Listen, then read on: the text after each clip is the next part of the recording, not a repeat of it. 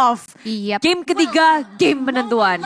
Yes, game penentuan kita langsung semarakan hashtag Viva, RRQ, dan Indo Pride juga tentunya. Dan juga boleh juga semarakan dengan bendera Indonesia di kolom komentar karena ini penentuan RRQ. Mampukah mereka mendapatkan slot upper bracket di MSC 2022 kali ini? Karena udah beberapa persebaran masing-masing hero kedua belah tim di area landing phase. Terlihat Vayne udah mulai mengganggu pergerakan dari JPL juga yang coba memberikan harassment ke area jungle patternnya RRQ Hoshi, Budi Clara. Dia bisa ngegangguin pakai Ring of Order, Chip. Terus JPL-nya, tapi dia kan punya durability yang sangat tinggi kan. Jadi ketika dia pakai Ring of Order nggak terlalu berasa. Sementara dari JPL dia nggak takut sama apapun. Dia masuk ke area jungle. Lalu dari RRQ pun mereka bakal crossing nantinya. Wah, itu R7 udah mulai bertengger di rumputan untuk berikan serangan kejutan, tapi ternyata masih bisa tersecure oleh gear dari sisi range buff-nya. R7 harus mundur, nggak boleh terlalu commit, tapi Layman udah mulai coba untuk memberikan sedikit harassment ke area Adamir. Vayne pun sudah mulai melakukan babysitting, udah mulai menampakkan batang hidungnya. Presence-nya membuat EVOS SG Adamir pun harus mundur, tapi kalian nggak boleh mundur tentunya untuk langsung pesan aja GrabFood. Dengan menggunakan promo MSC X Grab akan ada diskon sampai di 20.000 dengan scan QR Code yang ada di bawah. Tambah pulsa juga, tapi JPL akhirnya dikejar-kejar, diudak-udak, dan dia harus recall sampai pulang dan membuat tentunya penjagaan terhadap mid lane, bottom lane-nya juga akan lengah. Sementara RQ Hoshi dari R7 berhadapan dengan Nick di arah top lane, ini akan menjadi pertempuran yang dua-duanya punya kesempatan untuk outplay satu sama lain. R7 kalau misalnya Nick-nya dekat-dekat turret dia bisa nge-Way of Dragon langsung sih. Cuma durability dari Grok kan besar. Betul. Agak sedikit sulit untuk eksekusi. Paling ya pukul-pukulan manja aja. Benar sekali tentunya. Jadi sama-sama coba untuk mainin aman terlebih dahulu. Ini Lemon Boss, ada JPL sama Adamir dari bottom lane. Tapi Lemon udah ngedapetin level 3-nya, saat lagi akan ngedapetin level 4. Sementara pemain dari RQC lainnya mendapatkan turtle yang pertama. Tapi ada fun fact-nya nih teman-teman, di mana tahun 2020 Lemon itu sempat jadi top global 4-1-1. Jadi udah nggak diragukan lagi sih ini 1-1-nya Lemon di game kita yang ketiga. Iya, apalagi Ban-Ban sekarang kan lebih enak kan dibanding zaman dulu. Yes, lebih gampang buat pecahin weakness point. Iya. Jadi ya 2020 tuh 4 weakness point-nya. Ya sekarang cuma 3. 3, berkurang 1. Dan dari Lemon sendiri di area bottom lane, dia masih bisa survive, bertahan. Sementara Sayla sudah membuka backfist-nya. Albert membuka dengan heavy spin-nya, menguji pergerakan dari Sayla dan juga gear. Tapi damage dari RQC akhirnya masuk penuh ke arah Sayla. Flicker tak bisa menyelamatkan dirinya. Sementara Divine Judgment karena ada yang disusul dengan Albert memberikan damage yang sama besar. One charge dari Nick membuat RQC sedikit porak-porak, tapi Downing Light mengeksekusi Adamir di belakang. R7 sebagai bayarannya begitu banyak pertukaran parahan darah di arah river. 2 untuk 1. Dari mana RRQ Hoshi juga gak mau terlalu overcommit. Dia coba untuk reset mundur lagi. Dan kita bisa lihat juga di mana Turtle yang tersecure oleh RRQ Hoshi membuat RRQ Hoshi berhasil mendapatkan advantage ya Mo. Ya sini pertukaran yang mungkin memang 2 tukar 1. Tapi Dua-dua sih. Dua-dua ya. Tapi dari Oh, iya. sisi goalnya masih tetap lah buat Arkeosi, mereka leading juga. Dan kalian bisa lihat sendiri untuk talentnya sendiri sekarang. Di mana weakness finder dipakai oleh Lemon. Tapi heavy spin dikeluarkan Adamir menjadi sasaran utama bagi pemain RQC. Semuanya bergerak area bottom lane dan akan semakin sulit untuk Adamir farming 2 kali tumbang. Hidup dia akan sengsara di game ketiga untuk early gamenya. Untuk early benar ya. Untuk Karena early. 2 kali ke pick off juga. Dari talentnya bahkan berbeda ya. Kalau kita lihat tadi ada weakness finder, ada effect slow. Sedangkan dari Adamir sendiri dia punya tambahan 15% nanti. Yes. Untuk equip damage-nya dia sendiri. Dan talent pemilihan juga agak beda sih, dalam dimana Lemon lebih memilih untuk memainkan attack speed. Sedangkan tadi memang untuk Adamir di sini yang harus dimaksimalkan ada potensi dengan menggunakan movement speed-nya. Movement speed-nya. Oke.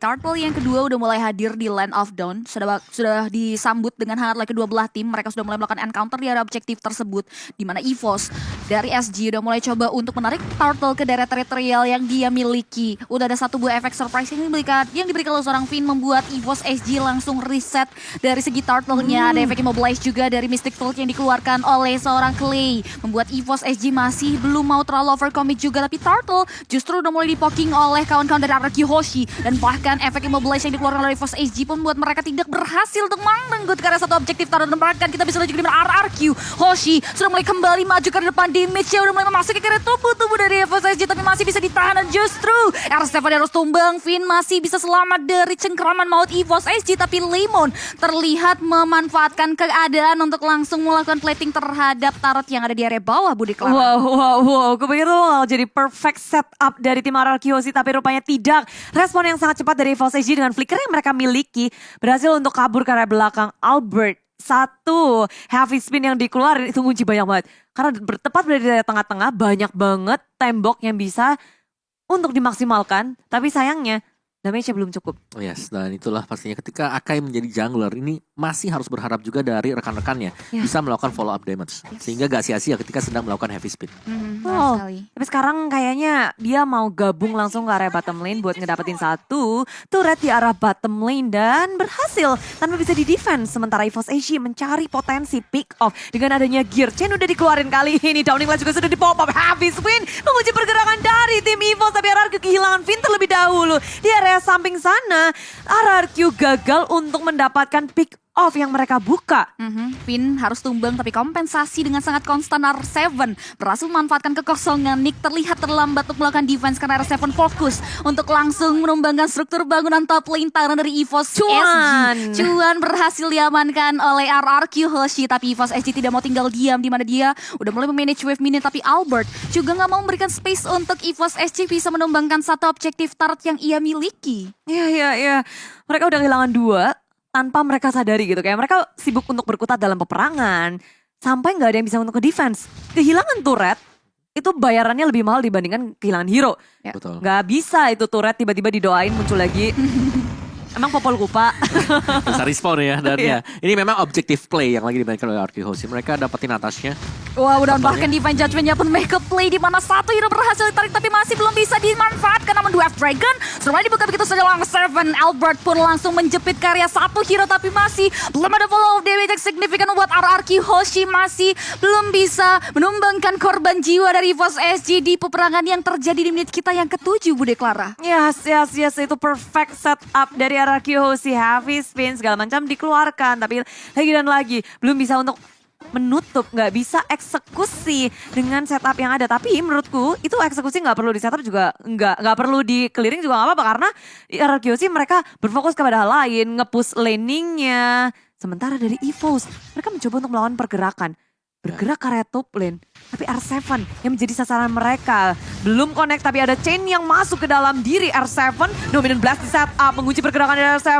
Pergerakan dari R7 pun akhirnya dikunci lagi oleh chain milik Gear. 3 member ngegerebek area top lane. Ter-airborne, udah gak bisa lagi menahan dealing damage, membuat dia harus tumbang. Disul dengan ada satu objektif turret yang hilang, Moa. Ya sini niat banget sebenarnya sih. Kalau kita lihat kalkulasi dari EVOS SG, dan mereka berani untuk naik ke atas karena mereka sekalian, mereka harus mencabut satu buat turret yang ada di atas. Bayarannya tengok om di area bottom lane, Cipi.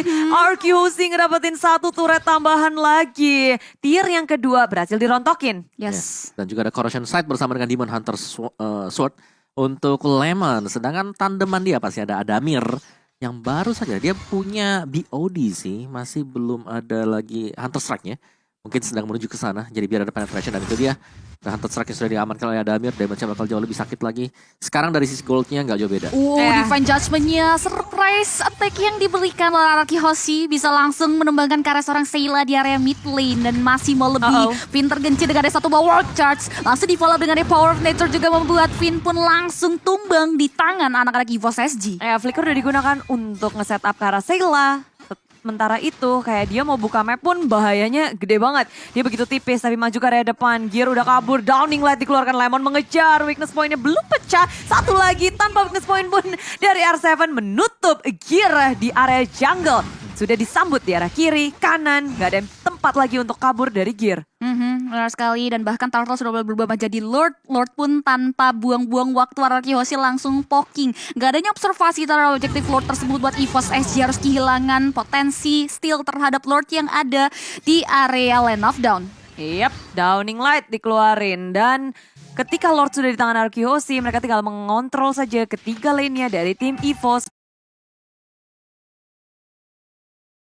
Perlahan tapi pasti alon-alon asal kelakon. Nge-push dari segala sisi. Area bawahnya udah terpush. Di area atas berusaha untuk diakuisisi oleh EVOS. Mereka nggak mau harus pusing dengan tiga-tiganya. At least bisa fokus seperti di tengah ini. Tapi Finn dengan konsil yang dikeluarkan diseruduk dengan wall shot milik Nick. Tapi Finn berhasil menseret JPL ke area depan. Heavy spin disusul. Satu setup yang manis dari RRQC. Menyusul ke area belakang dengan adanya crossbow off tank. Seilanya tumbang. RRQC berhasil ngedapetin 2 tapi Lemon harus tumbang di tangan tim EVOS.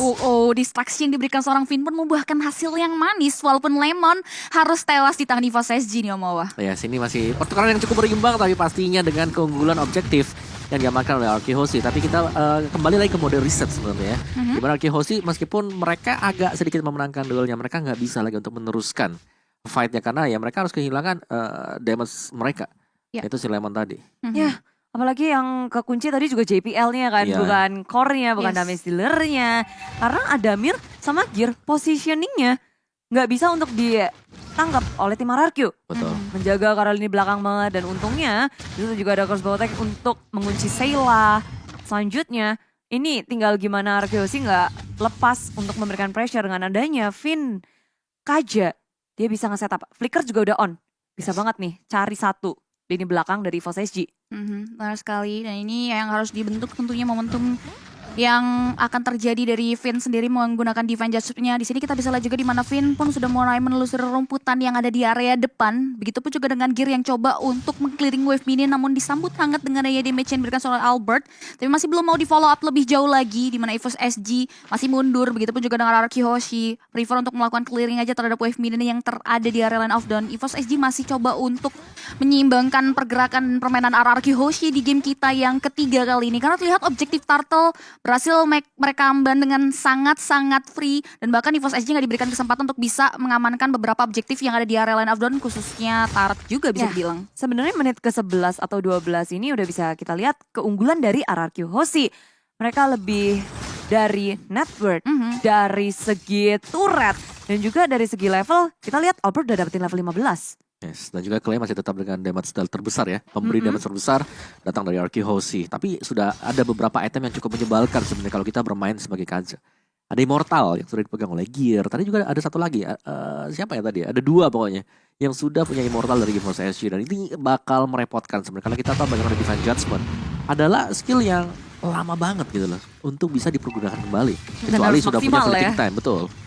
Gimana caranya satu setup Divine Judgment membuahkan hasil yang baik. Ya. Entah dari lini belakangnya ataupun R7 sekarang di sisi kiri. Dia bertemu dengan 2 member The Way of Dragon ke arah Gear. Dominant Blast dibuka, R7 berhasil kabur dari EVOS SG. Banyak banget resource yang udah dikeluarin membuat RRQC akan berani nge-engage langsung ke arah lini belakangnya Divine Judgment. Menuju ke arah Sayla, tapi Sayla dengan adanya satu bad fist memberikan damage besar. Lemon dalam bahaya. Mencoba untuk memecahkan weakness point. Dan weakness point pun belum bisa terpecah. Membuat pemain dari RRQC harus mundur ke area belakang. Dengan adanya Downing Light pula, RRQC akan semakin percaya diri maju ke area depan. Chain gak bisa menghentikan pergerakan dari milik RRQC. Tapi Nick tertinggal di belakang, flicker digunakan dan masih bisa selamat semuanya. Oke, tidak ada korban jiwa dari peperangan yang terjadi membuat EVOS SG dan juga Araki Hoshi prefer untuk mundur kembali. Selagi Lord yang akan berjalan, EVOS SG harus mulai memikirkan cara untuk melakukan defense. Di sisi lain Araki Hoshi pun harus memanage wave minionnya agar Lord yang mereka secure bisa memberikan dampak yang baik bagi Araki Hoshi, khususnya untuk ada di area objector rod yang tersisa milik EVOS SG. Ya, saling menghitung dengan sangat baik damage dari satu sama lain. Potensinya juga kelihatan banget sih dari RRQC untuk menjebol inhibitor milik tim EVOS. Bergerak perlahan, menghancurkan seketika dari RRQC ke arah turret inhibitornya. Karena 3 lane udah di push secara bersamaan. Ini kita bisa lihat ya di mana Araki Hoshi sekali dayung 2-3 pulau terlampaui. Lord pun udah mulai masuk ke area inhibitor turret yang ada di area bawah. Udah mulai coba untuk di defense dan ternyata dipecahkan begitu saja. Wave minion penunjang pergerakan mereka udah mulai masuk. Tapi Araki Hoshi kembali gak mau greedy. Mereka prefer mundur lagi. Dan bahkan mereka sama-sama coba untuk nungguin lagi momentumnya. Dengan adanya space ekspansi terhadap jalur yang dimiliki, Araki Hoshi pun gak mau kelewatan untuk melakukan eksploitasi terhadap jungle pattern yang dimiliki oleh seorang Gear. Ya, dengan satu inhibitor aja udah cukup membuat RRQ Hoshi memaksimalkan Lord yang didapatkan. Bottom lane-nya ke secure, ini kayak deja vu game pertama gak sih? Jebol satu di area bawah. Satu ya, tapi ya. Terus nahan lagi, balik lagi. Bener, tapi dari EVOS SG mereka punya power kan sekarang. Mereka punya Seila. Cecilian, bener. Seila yang selalu menjadi inceran tapi selalu bisa kabur juga tadi. Ya. Dari Seilanya sendiri. Jadi semakin late game sebenarnya ya EVOS SG mereka masih nyaman-nyaman aja ya. Apalagi kalau dari minionnya di-push terus-terusan dengan Arkehosi, ini berarti bahwa stacknya selalu nambah. Iya, sebenarnya FSG mereka mau mengepung Arkehosi, Sangwin kalau di pop up, begitu pula dengan Batfist. Tapi Nick dengan wild charge yang sudah dibuka, Lemon dalam bahaya menjadi sasaran utama. Numenon Blast di cancel dengan Albert yang ada Happy Spin. Tapi Sangwin kalau di area belakang, Bad Impact terus menerus disapu. Finn masih sangat kokoh di area depan, Immortality masih ada. Tapi Gear nggak bisa bertahan lebih lama lagi. Kehilangan satu member mode, EVOS SG pincang dan memilih untuk mundur. Dan Downing Light dari Clay langsung ke relung kalbu dari EVOS SG. EVOS SG dalam masalah besar karena RQ. Mereka akan langsung nge-push juga.